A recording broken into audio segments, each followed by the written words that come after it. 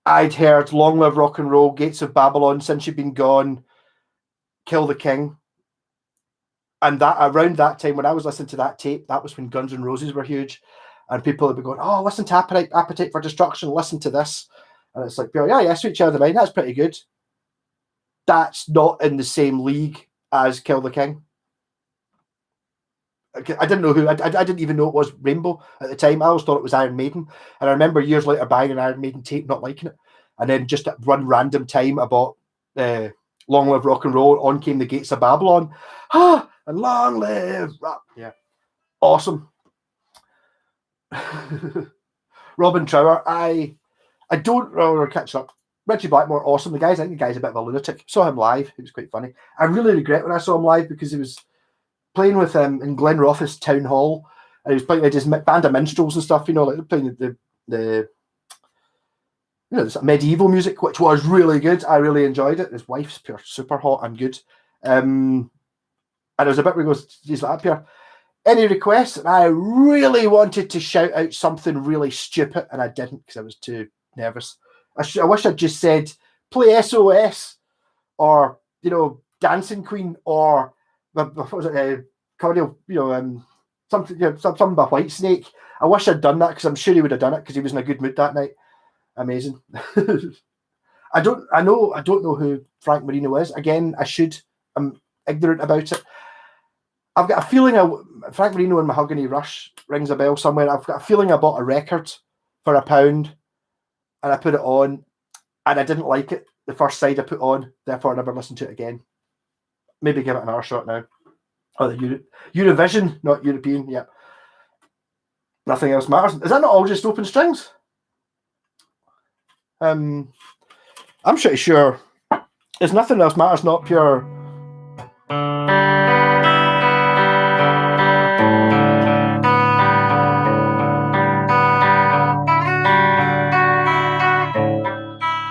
It's kind of like that because I'm sure it's one of those things that everyone who ever plays the guitar in the late 90s, when I learned to play guitar, if we were into the metal, would listen to that.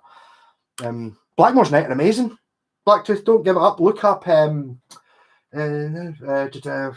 songs we're talking about. We're talking about we drink together, we're not alone. We drink together, not alone. All for all and one for one. We drink together. There's some really good, really up-tempo medieval drinking songs in there. I bought a DVD by mistake one time, or not by mistake. It was called Castles and Trumpets or something like that. And it really was. There was some of it was just brilliant. There was quite a few that were a little bit too slow medievally, but the rocking ones were pure. Fantastic. Really, they were really good. I really felt bad at the end of when I saw Blackmore's Night, and they were kicking off, and you saw Richie come out. He was like that with his white strap. And everyone was like, yeah, da da da da. So you had to play Black Knight, just for the fans, and you're just like, oh man, he doesn't want to. Play something you want, Richie. Play something good, because he was just wasted. For metal, I like Sabbath, Budgie, Deep Purple, Edgar Broughton Band. I don't know them, and I do know. I'm aware that the first Def Leppard LP, which is like a truck in space, is pretty good. And everything after that's pure appalling, and I can't stand Def Leppard. Mostly, I don't really get it. But the first album's kind of like, I don't know, like Iron Maiden, just new wave of British heavy metal in it. So exciting metal, a bit too twee. I understand that, but what I'm saying is there are some songs that aren't. I'm trying to remember what's the one. There's one that's pure amazing. It's a pure, genuinely amazing song, pure rocking, not twee at all. And it's the one that I used to always play. I just can't remember what it was.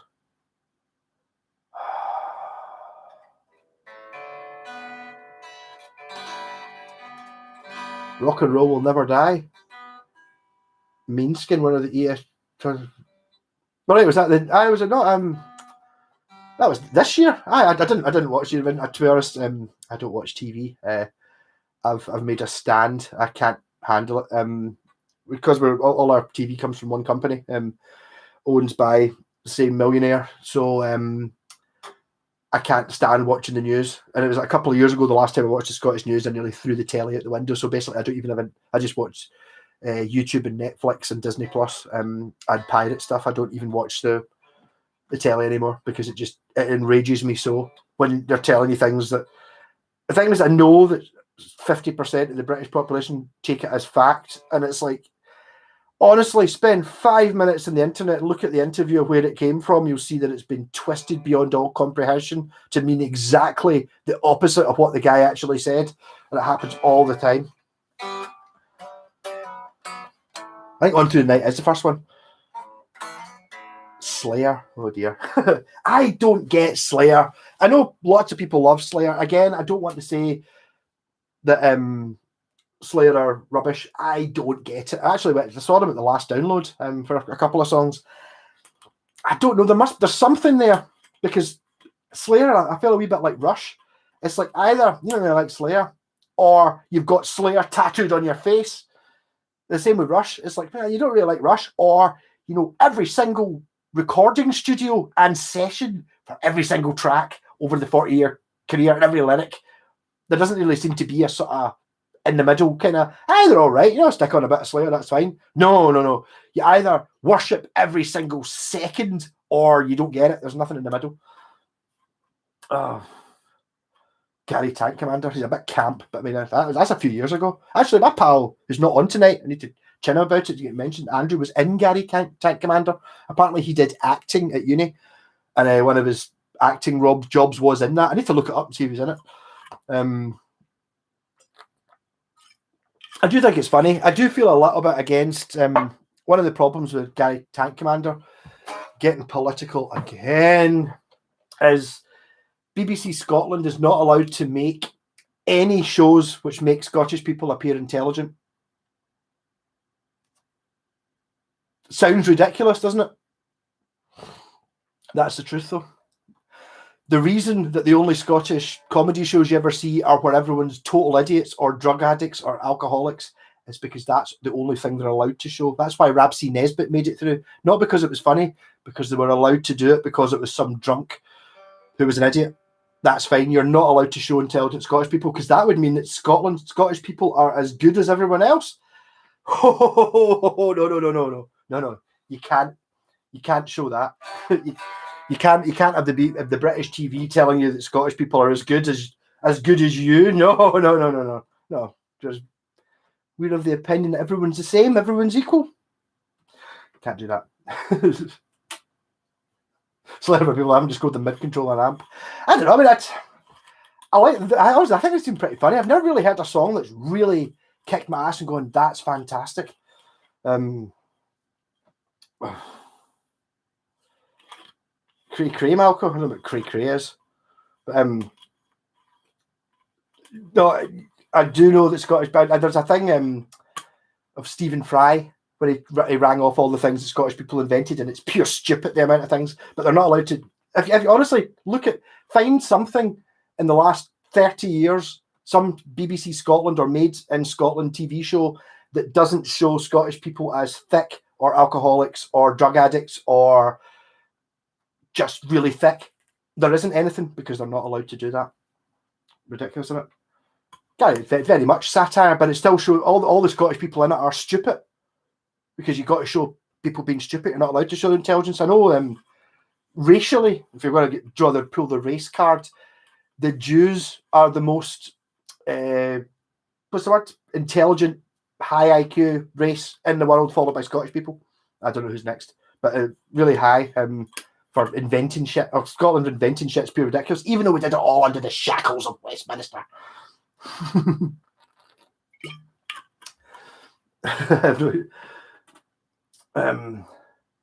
BBC likes Ivory Cutler. I don't know who that is. Crazy. Taggart. Yeah. So Taggart, yeah. So what happened in Taggart? Okay, Taggart was relatively intelligent, so was his police, but they were just constantly dealing with murders, drug addicts, making Scotland look shit. BBC's fine. Not West Monster, Waste Monster. But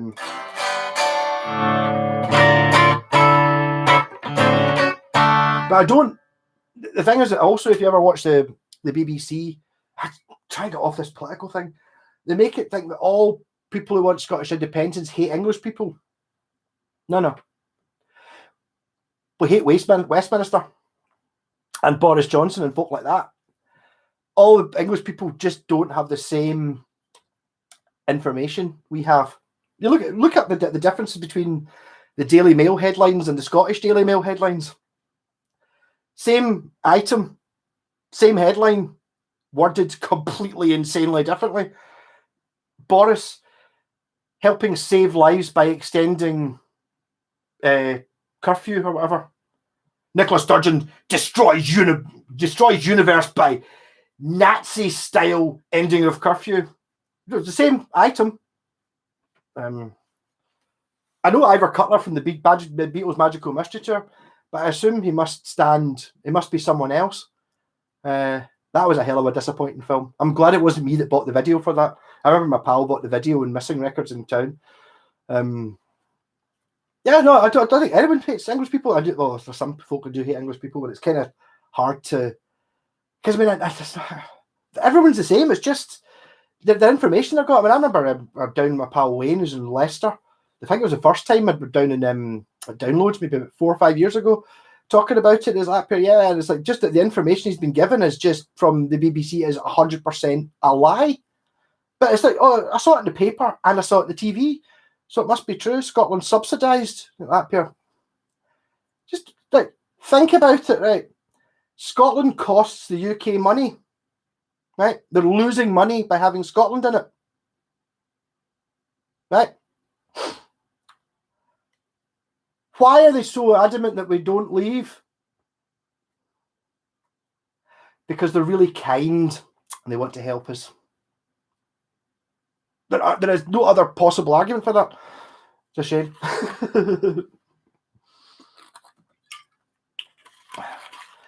Oil reserves we don't get any money from the oil reserves, never have. All the oil money, when you calculate up how the UK, how much money comes into the UK, the oil reserves are not in the Scottish column, they're in the unknown origin column, so they don't count towards Scotland's things. Also, any exports we have, right, we're not allowed to export from a Scottish port, right? So anything that exports from Scotland has to go through England and then go out to an English port. So it gets taxed in England at Hull or Liverpool or whatever, and therefore counts as an English export. Lots of things. Don't want to get too much into it.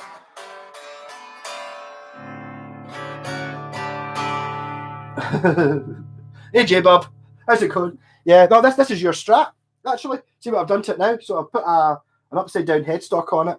I've changed the scratch plate. I've put a coil adder 25 in it, and it's playing really good. I've ended up talking about politics stuff, and I think there's going to be a fight coming up, so I'm going to completely change off it. But yeah, said, yeah, go Pontiac. Stop being sensible. That's anti. You can't say Norway's got the same amount, got less oil than Scotland, and how much we should be richer than them, but aren't because all our money goes into London. You can't say that. No. You don't want to say that. Sorry, back to Fox. I don't want to get into where the lines are. Do a wee Google search and see where the line goes. Like before the independence referendum, it was like it used to go straight out from like Berwick upon Tweed, like this. The line that divided Scotland's water from England's water. Oh, it was somehow pushed through at 11 o'clock at night, about 2 weeks before the referendum. That instead of the line coming out like that, it does this.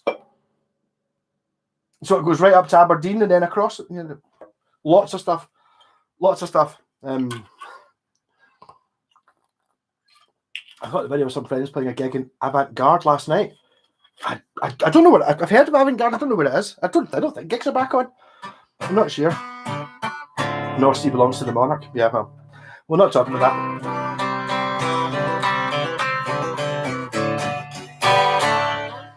Here we go. There, just like getting back on to stop talking about this stuff. If you're really interested, you would look it up. That's it. And I've nailed my decision's been made unless no, I don't want to do thing about it. I might talk about it later on. I've got my flag in the background. I'll wave that furiously. Favorite all-time concert I've ever recorded, I've ever attended. Honestly, it sounds pure ridiculous, but the last gig I was at was Baby Metal at the Barras, and it was amazing. Seems ridiculous. I saw Ozzy Osbourne at the Barras when I was 18. That was pretty amazing. Right on the barrier, I got a bucket of water in the face. Saw Mike Oldfield. I've had lots and lots of gigs. I've got like a shoebox with all the tickets in it. I should put them in order and hang them on the wall.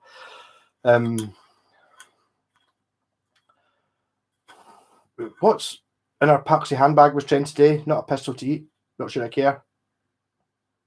I don't know what it is. I don't watch any news and stuff. I gave up on it a couple of years ago. England will catch up. You'll realise once there's a point where the penny will drop, where you suddenly realise that what you're being told on the BBC and in the papers is the exact opposite of what actually happened. Whatever it is that happens that opens your eyes, once your eyes have been opened, you can't go back, unfortunately. Ranging John by Blaine Brown, yeah, totally. Status quo. You can't hate status quo. Really. Mystery song. Look up Blackfoot. Look up Mystery Song as a song. It's in stupid tuning, unfortunately, but it's pure rocking. The Gun Club. Might be the first concert at 16. The Gun Club. Fire of Love tour 1982. I don't know the Gun Club. My first gig was Primal Scream, and I don't really tell anyone that because I didn't really enjoy it. They were a bit indie. My second gig was Page and Plant, and my third gig was the Rolling Stones. Rocking. The hundreds of gigs I've played with bands I've loved, I've not really done any good gigs ever. I met James Burton. Jerry Chef. James Burton is an absolute hero of mine, and basically the Elvis thing blew my mind. Elvis is one of those things like, why is everyone calling the king? I don't see what the big fuss is, blah, blah, blah. And then I watched a film called That's the Way It Is, and it was like, all right. And then for the first 10 minutes, just when he's going into the studio, he's wearing the most amazing shirt. He's like, yeah, hey, Steve, to the guy running the gatehouse thing. And you're just like, oh my God, I see it. I see why Elvis is a king. It makes sense. And then it's just amazing. And I saw Jerry Chef I saw the Doors of the 21st Century, I think they were called. They weren't allowed to use the Doors name anymore. So it was Ian Astbury from The Cult playing Jim Morrison, who got completely pissed and acted like Jim Morrison. And then a crappy bass player and Manzarek and Krieger. And Jerry Chef came on and played a couple of songs, including LA Women. I've also seen him play with Elvis 2000, where you had Elvis's whole band and Elvis was like a hologram. They played along with it. Amazing. The other end of the block for 13th note, up the road from Strung Out. I don't know it. I've played the 13th note more than I've played anywhere else, though. I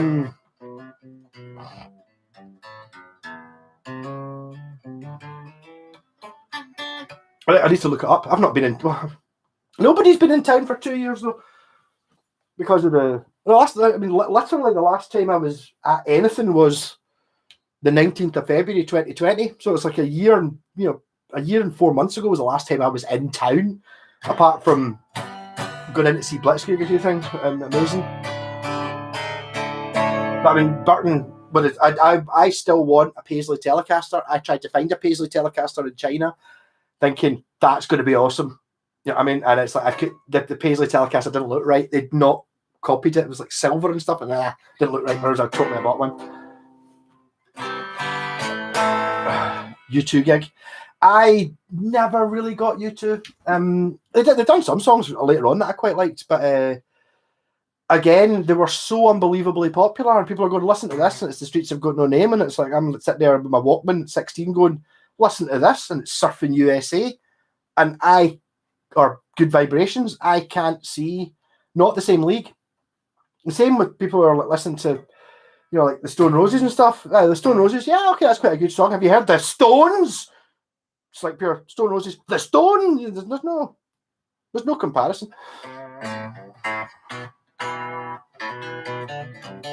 The Great White Buffalo, this is like a Ted Nugent song.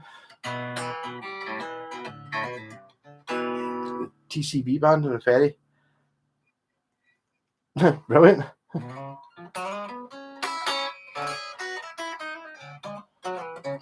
No, but I think there's plenty of room for everyone on here. I mean, songs you don't get. I don't really get Simple Minds either, although I do know that one of the band did the sound at some of our gigs in Barbliss and Kirky.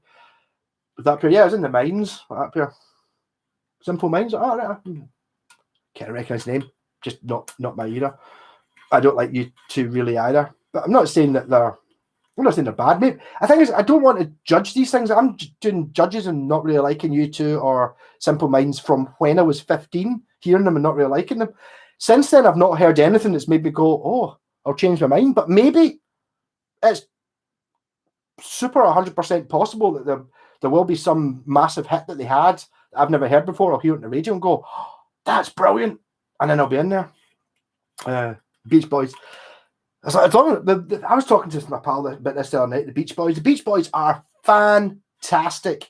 20 golden greats. See when it gets to the pipe smoking, jumper wearing, Q magazine reading, Apple typing, beard stroking people who goes, oh yes, Pet Sounds, or it's a textures. Sorry, I'm not a huge fan of Pet Sounds. It's just pretentious nonsense. Surfing USA, Help Me Rhonda, Babaran, all the hits, brilliant. Pet Sounds is it does have one song on it, God Only What. There's a couple of songs in Pet Sounds that are brilliant, but the album itself, it's a bit turgid and sort of, listen to this quietly. Time for that.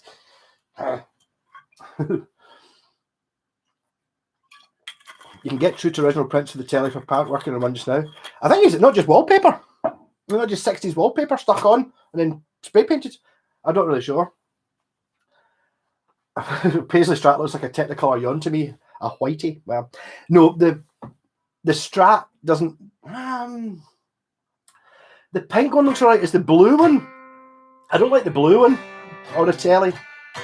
And it would be the James Burton one would be the one that I would want most definitely. Wait for Mad World playing Bad World.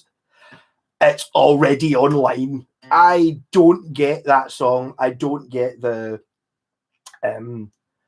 don't get what's good about it. I don't understand Tears for Fears, but me and my pals, a good few years ago, I think it was when I was in Project Ray, we did do a cover of Mad World. I'm playing bass on it, I think, right at my pal Peg's house. It's probably on my channel, so if you check my channel for Mad World, you'll see me playing, even though I don't really get it or understand it. Surf's Up. Surf's Up. See, Surf Up, again, it's slow. I like fast music. And again, it comes down to,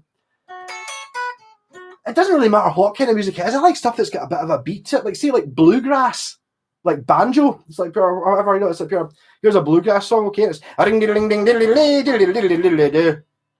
in there. See if it's I left myself.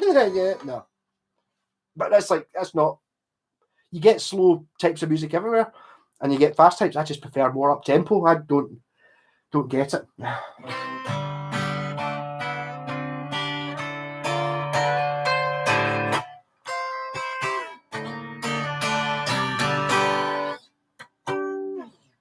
I was talking to my Black Sabbath band about Steely Dan the other day, and he was setting up his recording studio, the guitarist in Black Sabbath band, and I put on, I think it was a Spotify thing. It was just I think it was all the Steely Dan albums for like 3 hours or something, and it was like he was really digging it. And it's like Steely Dan's one of those bands that I don't really know. I know Reeling in the Years, obviously, and I know Ricky Don't Lose That Number. The sort of greatest hits, but there's something not there for me. I don't know what it is. There's so much you can go down analysing things, but ultimately there's two types of music, or two songs I like. Ones I like, I don't know, ones I don't like. It might sit, there's occasional ones that sit kind of in the middle, but they would, I suppose, if they're meh, then I don't like. There's nothing really exciting going on. And other things I can't really tell you why. Some things just like, yes! And it's not necessarily if it's too fast, or maybe it's more likely to be up-tempo stuff. Yeah, I actually had a chat. I've actually played the Japanese about 15 years ago. I played the Japanese Fender Paisley Telly. The guy wanted 500 quid for it, and it's like I'm not paying £500 for a guitar. I have to say, if I saw it now for £500, I would sell a couple to buy it. As I think they're now £1,000, but they weren't very well thought of. It's a shame. Oh God, I've been on for 2 hours 20 minutes. I've almost finished my bucky. Right. Thanks again for sticking in. I'm loving doing this. It's great. Neil Young. I said, don't talk to me about Neil Young. Legend. And it's like, if it's Like a Hurricane, or like a Hurricane is a song that lots of people know, or one of the 50 albums nobody knows, Psychedelic Pill, what's the Americana one? I think it might actually be called Americana. Reactor.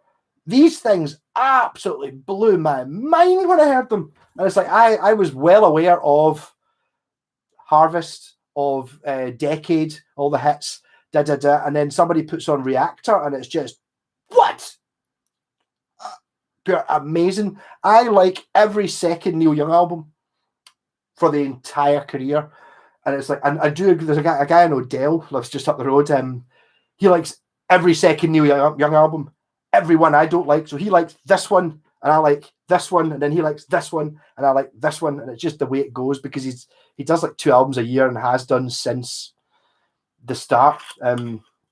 Amazing. I mean, Neil Young has got so much amazing stuff. Don't even think, if you've never really heard of Neil Young, try looking up Reactor, Hawks and Doves, Greendale, which didn't do that well. I mean, it wasn't a commercial success, but absolutely amazing. Psychedelic Pill. The only thing that got me about a wee bit with Psychedelic Pill is one of the songs is like half an hour long, which works out great on a CD, but on a record, it's like halfway through the song, you have to turn the record over. Kind of defeats the purpose about it being half an hour long and only being 2 chords. Fantastic. Zappa. I don't know enough about Zappa. I need to buy. One of the things, the reasons I think, because he had so many albums in the 70s and 80s, when I was buying records for £1 when I should have been at uni, you very rarely saw Zappa albums. I did buy a couple of compilation CDs, which had brought, I think, just after he died, called Cheap Thrills. And there's some amazing stuff on them. It was like a neon pink CD and a neon green CD. And I do have, I've got maybe 2 or 3 Zappa records, when they occasionally slipped through for a couple of quid. But normally you'd just be looking at Zappa album a tenner. You know, so I could buy 4 Black Sabbath albums and a Deep Purple album for that tenner. So that's what I did.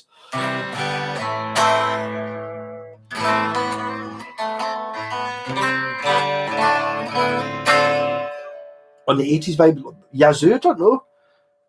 I'm thinking, is it different between Yazoo and Yaz? The Only Way Is Up? Is that a different band? I don't know.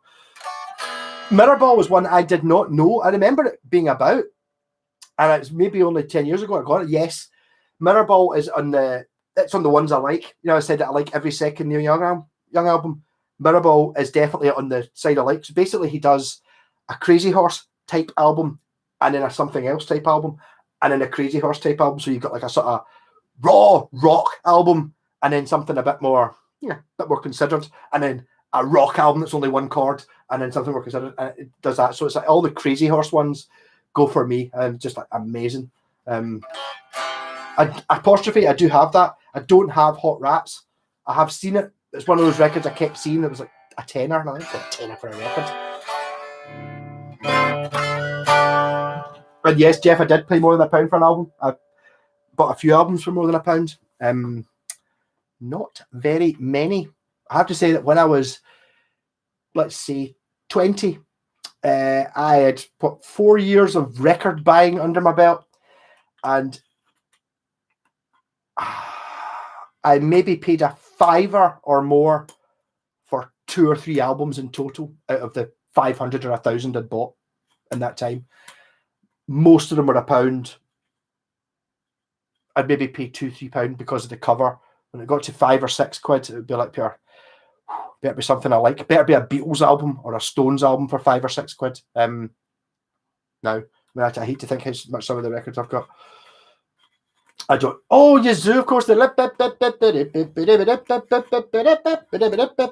What is amazing about that song, which I'd never really got before, was that if you watch Tango and Cash, you ever seen that 80s film with Sly Stallone and Kirk Douglas? Kirk Douglas? Michael Douglas? Nope. Kurt Russell.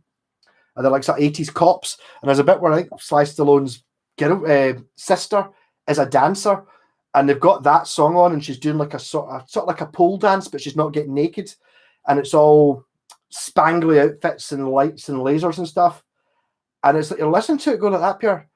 I can sort of see how Yazoo sounds like that.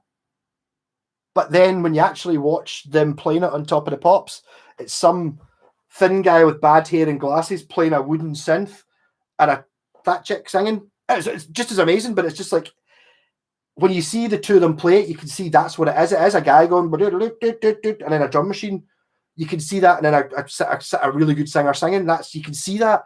Whereas as soon as you start putting it into the American style thing, you've got dry ice and lasers and expensive stuff, and you're sitting there and it's just not what Yazoo was. I forgot about Yazoo, but I did really enjoy that Synth Britannia program that was on the BBC a couple of years ago, doing that sort of thing. Zappa's Bobby Brown. That's one of the few songs I do. Hello, baby, I'm Bobby Brown. That's on Cheap Thrills. I think it's a live version. Anyway, coming up for 2.5 hours. Duran. Yeah, Duran, your man likes the Aria Pro basses. But I mean, for me, Duran really came out of watching James Bond films. Doom, doom, doom, doom, doom, doom, doom, doom, doom, doom, doom, doom, doom, doom. Don't need to do any more than that. I'm now thinking, is that Duran or Ahaha? It was Duran. But amazing. Duran came from the baddie in Barbarella, which is a terrible film, but it's kind of, if there wasn't Barbarella, there wouldn't have been Flash Gordon, and Flash Gordon is immense. Right, so coming for 2.5 hours, I'm completely steaming. The sweat's running off me. I really need to open that window. You're all awesome. Thanks very much for joining in. I was going to say stab the like, strike the like. Shit, we don't need that fascist groove thing. That, me and my pal G saw that on something, a live version of it, and it was amazing. That's is it Heaven 17 or something like that?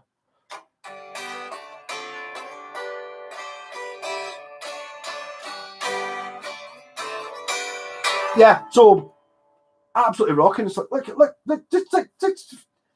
my God, look at that! Look, sweating in here, pure ridiculous. That's what I get for this gig I'm doing. I'm going to be a pure sweat monster. Maybe I'll lose some weight,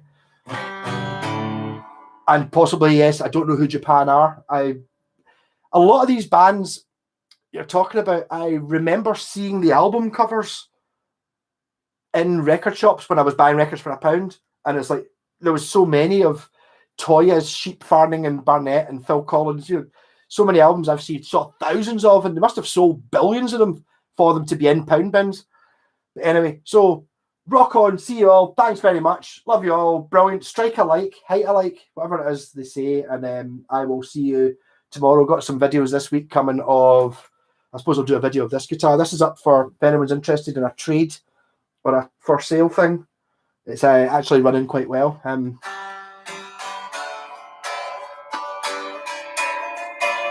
Yeah, sorry, I keep adding on more stuff. That's what I get for drinking the buck. Rock on! Love you all. Thanks very much. See you all during the week, next week, and whatever. And cheers, Blacktooth Fox and Stephen McDonald, Jeff Taylor, and London Ross, Docs, and Rob, all of you. If I didn't mention you, it's not because I don't like you. It's because I didn't see it. Haircut 100, don't know that.